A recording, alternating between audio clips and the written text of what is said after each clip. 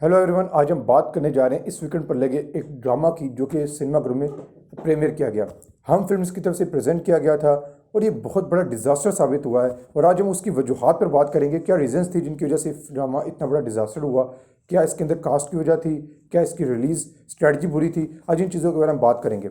सबसे पहले तो आपको ये कंसेप्ट समझाता चलूँ कि इस टीवी सीरीज़ या ड्रामा को सिनेमाघरों में लगाने का कॉन्सेप्ट क्या होता है। अगर हम हॉलीवुड को उठाएं तो बहुत ही कम ऐसे केसेस हमें मिलेंगे जहाँ पर एक टीवी सीरीज़ को उठा के सिनेमाघरों में लगाया गया। अब तो ये ट्रेंड बिल्कुल ख़त्म हो चुका है, बिकॉज अब नेटफ्लिक्स वगैरह जब से आए हैं तो हम कभी कभार ये देखते हैं कि कुछ नेटफ्लिक्स सीरीज़ को हम एट सेलेक्ट सिनेमाज में रिलीज़ कर देते हैं, प्रॉब्ली कि वो चाहते हैं कि इसकी कंसिडरेशन ऑस्कर्स के लिए रखी जाए, तो उसके लिए वो ये चीज़ करते हैं। जो चीज़ें वो करते हैं उसके अंदर काफ़ी ज़्यादा ऑडियंस आती नहीं है, कुछ इतने ज़्यादा फुटफॉल्स आते नहीं हैं। लेकिन हम थोड़ा सा पीछे की हिस्ट्री में जाएं फ्यू इयर्स बैक, तो ये चीज़ें फिर भी कुछ ना कुछ ऐसे इंसिडेंट्स हमें मिलते हैं जहाँ पर एक बड़ा टीवी सीरीज़ रिलीज़ किया गया हो सिनेमाघरों में। सबसे बड़ा टीवी सीरीज़ था game of thrones. Game of thrones के कुछ ऐसे सीजन ज़रूर हैं जो प्रीमियर किए गए सिनेमाघरों में और बड़े ही हैवी प्रमोशन स्ट्रेटजीज के साथ उनको रिलीज़ किया गया, लेकिन उनकी बॉक्स ऑफिस नंबर्स भी डिजास्टर्स रहे। जिन दिनों में आईमैक्स अपने अरूज पर था, यानी कि नया नया आया था, उन दिनों में गेम ऑफ थ्रोन्स के सीजन को प्रीमियर किया गया उसके ऊपर, but again numbers were not satisfactory at all. अब ये हम गेम ऑफ थ्रोन्स की बात कर रहे हैं जो दुनिया में सबसे बड़े टीवी सीरीज में से एक आता है। लेकिन जब पाकिस्तान में आते हैं तो हमने कपल ऑफ ईयर्स बैक देखा एक हिस्ट्री रीराइट की गई, हिस्ट्री थोड़ी चेंज हुई। एक ड्रामा था जो सिनेमाघरों में लगा और उसने ऐसे बॉक्स ऑफिस नंबर्स लिए जो हिस्ट्री में कभी देखे नहीं गए। वो था मेरे पास तुम हो। अब मेरे पास तुम हो की जो प्रीमियर की गई एपिसोड, वो लास्ट एपिसोड थी। अब ड्रामा जो होता है लास्ट एपिसोड तक अपनी कुछ ना कुछ ऑडियंस को, यानी कि अपनी कुछ ना कुछ फैन बेस बना चुका होता है, प्लस वो एंडिंग होती है। यू वांट टू नो, आप देखना चाहते हैं कि भाई इसकी एंडिंग क्या है, अपनी फैमिलीज के साथ अपनी फ्रेंड्स के साथ देखना चाहते हैं। ओपनिंग एपिसोड आप कभी नहीं देखना चाहेंगे ड्रामा की कि कैसी है, because you have no idea वो ड्रामा क्या है, कैसा होगा, किस बारे में होगा। प्लस आपको ये भी नहीं पता कि यार इसके बाद ही एंड हो जाएगा। You know that it's just a beginning, that are like 30 episodes more remaining. तो आप इतने एक्साइटेड नहीं होते कि आप जाकर देखें। तो ये एक सबसे बड़ी रीज़न थी जिसकी वजह से ड्रामा के लिए फर्स्ट एपिसोड का तो लगाना तुक ही नहीं बनता सिनेमाघरों में as compare to last episode. Last episode में भी एक रिस्क फैक्टर होता है, क्योंकि उसके साथ ही हम देखें जो मेरे पास तुम हो लगा था सिनेमाघरों में, साथ ही अहद वफा लगा था। अहद वफा भी एक बहुत बड़ा हिट था, लेकिन अगर हम बॉक्स ऑफिस नंबर्स की बात करें तो आधे से भी ज़्यादा का डिफरेंस आया था दोनों के अंदर। और रीज़न क्या थी? उसकी रीज़न यही थी बिकॉज के ड्रामा जब लगता है बड़ी स्क्रीन पर तो लोगों में इतनी एक्साइटमेंट कभी नहीं होती। लेकिन अहद वफा में फिर भी कुछ ना कुछ देखेगी। मेरे पास तुम एक एक्सेप्शन क्यों बना, उसकी रीजंस पे हम बात करते हैं। सबसे बड़ी वजह तो ये थी कि उस ड्रामा ने कल्ट ऑडियंस बना ली अपनी, और वेरी फ्यू टाइम। उसके साथ एक जो बहुत ही इंपॉर्टेंट रीज़न थी जो मेरे ख्याल में थी, वो थी कि उस ड्रामा के साथ जो एसोसिएटेड लोग थे वो फिल्मी लोग थे। सबसे पहले बात करें तो Humayun Saeed, is a huge film star. उनके बारे में तो जितनी बात करें कम है। जितने हमारे पास बॉक्स ऑफिस रिकॉर्ड्स हैं पाकिस्तान में, सारे हुमायूं सईद के पास हैं। और साथ बात करते उस ड्रामा के डायरेक्टर थे नदीम बेग। जितनी हुमायूं सईद ने ब्लॉकबस्टर दी हैं फिल्में, उनके डायरेक्टर वो थे। उनमें से हम बात करें राइटर की, खलीलुर रहमान कमर, जिन्होंने पंजाब नहीं जाऊंगी लिखी।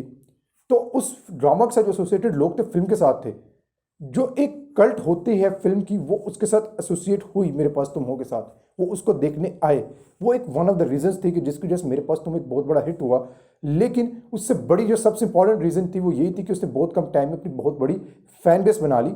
अब लेकिन अगर आप एक थोड़ा सा इमेजिन करें, अगर आप यही फर्स्ट एपिसोड मेरे पास तुम हो के लगाई जाती तो इसका हाफ बिजनेस भी ना होता, इसका 10% बिजनेस होता। सिर्फ वही जो डाई हार्ड फैंस हैं हुमायूं सईद के, वो आ जाते।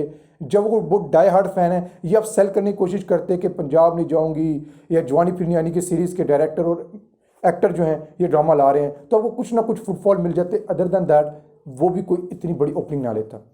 लास्ट एपिसोड लगाने की वजह ये थी बिकॉज एक तो लोगों को पता होगा यार हम एंड है, इसके बाद ये ड्रामा यहाँ पर ख़त्म हो रहा है, so we are going to watch the end. और second the biggest reason is कि उसने बहुत बड़ी फैन बेस बना ली है अपनी, जो ड्रामाज की बनती है और द टाइम बनती है, कभी नहीं ऐसा होता पहले एपिसोड से हो। सो एक तो रीज़न ये आ गई हमारे पास।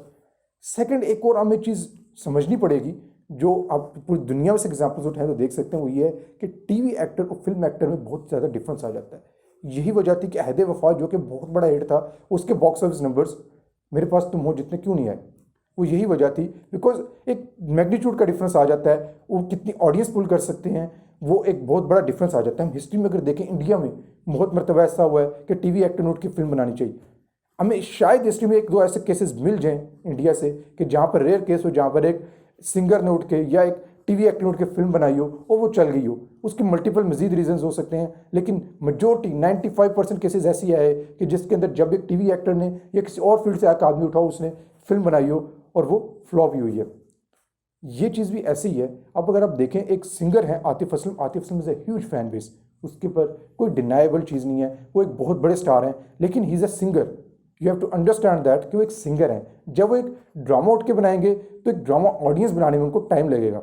उनका पहला ड्रामा है, आप ठीक है उनके जो फैन बेस है उसको आप एक्साइट कर सकते हैं, उसको आप इस तरफ ला सकते हैं, लेकिन जो रेगुलर ड्रामा ऑडियंस है उसको स्टिक करना, उसको साथ रखना, मतलब वो पूरा लंबा चले आपके सीरियल के साथ और शुरू में एक्साइटेड हो, इट टेक्स टाइम। बिकॉज इधर बहुत बड़े ड्रामा एक्टर्स हैं जो एक ज़बरदस्त ड्रामास ओवर द टाइम दे रहे हैं, they would be the first priority. Atif Aslam first priority नहीं होगी उनकी। अगर एक ही स्लॉट के ऊपर आप एक पुराने मंजे हुए या किसी दूसरे ड्रामा एक्टर को जो एक काफ़ी ज़्यादा हिट सीरियल्स दे चुके हैं उसका और साथ ही आतिफ असलम का ड्रामा लगाएंगे, they would obviously select the other actor जो कि काफ़ी देर से हिट पे हिट ड्रामास दे रहे हैं। एक तो ये वजह आ गई। लेकिन यहाँ पर आपने इस तरह से ड्रामा बल्कि आप उठ के सिनेमा पर ले गए हैं। No, cinema is a total complete canvas. अब सिनेमा जितना बड़ा कैनवस है उसके ऊपर शूट करना it's not an easy thing. Shoot करने से मेरा मुराद ये कि आप ऑडियंस को आते एक्साइट कर लें। अब जितना बड़ा शो करके इसे दिखाया गया वो उतनी बड़ी चीज़ निकल नहीं पाई। यही वजह थी कि ड्रामा के जो नंबर्स हैं डिजास्टर्स हैं, ऐसे कम है कि हम उसके बारे में बात ही नहीं करना चाहते। वो इतने लो नंबर्स आए हैं ड्रामा के जब प्रीमियर हुआ। तो इससे आपको नजर आया कि भाई इस तरह चीज़ नहीं चलेगी। It's not that Atif Aslam is not big star, Atif Aslam huge star, but उनकी जो ऑडियंस है, उनकी जो मेजर ऑडियंस है वो म्यूजिक है, because he is a singer. अब आप उसको एक नई टेरिटरी में अगर लेकर जाएंगे, वो एक्टिंग की टेरिटरी है, वो ड्रामा या फिल्म का हो, गिव इट सम टाइम। आपने अगर उसे सिनेमा में लगाना है the better would have been कि give this drama some time. वो अपनी 20-30 एपिसोड दिखाता, अच्छा ड्रामा है, लोग को पसंद आता, अपनी कल्ट बनाता, then put that last episode on the cinema, तो हमें कुछ ना कुछ नंबर्स देखने को आते।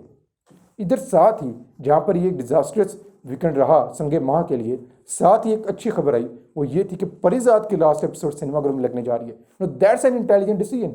अहमद अली अकबर जो परिजात बने हुए हैं, अगर हम उनकी बात करें, उन्होंने फिल्मों ने भी कुछ ना कुछ किया है। लाल कबूतर हमने देखी, डिड सम वेल, तो वो फिल्मी ट्रैक रिकॉर्ड भी उनकी ठीक रही है। और सबसे बड़ी बात जो इधर ये है कि परिजात एक कल्ट बन चुका है। आई एम नॉट सेइंग कि परिजात के नंबर्स जो होंगे वो मेरे पास तुमों के नंबर्स को काट देंगे, लेकिन ये तो चीज़ तय है कि जब परिजात लगेगा वो बड़े अच्छे नंबर्स लेगा। गुड चांसेस कि अहद वफा के नंबर्स को तो काटे काटे, संगे वहाँ से तो बहुत ही आगे जाएगा, लेकिन अहद वफा के नंबर्स को भी काटने के चांसेस हैं। लेकिन मेरे पास तुमों तक पहुँचना टफ है, लेकिन नामुमकिन नहीं है।